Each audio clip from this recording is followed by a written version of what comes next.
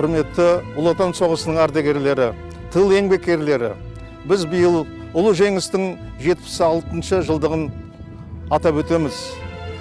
Біз бұл күні 9 мамыр жеңіс күні Ұлы Отан соғысында шейіт болған ардагерлерді еске аламыз. Тылда еңбек етіп, ұлы жеңіс үлесін қосқан тыл ардагерлерінің еңбегінде атап өтеміз. Азаматтың қас жауы фашизмге қарсы күресте 500 қазақстандық қанды қырғын жағдайда ерлігімен көзге түсіп, Кеңес одағының батыры атанды.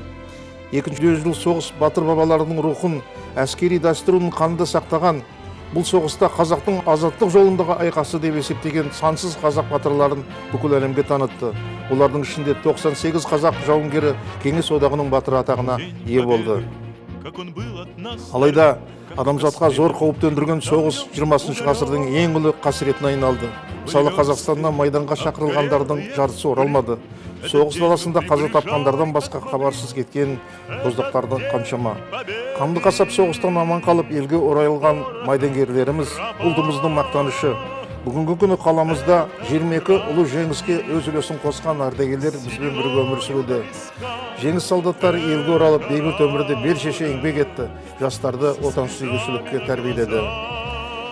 Ұлы Отан соғысының батырларына мәңгілік тағзым ету, ардагерлерге қамқорлық көрсету біздің қастерлі борышымыз.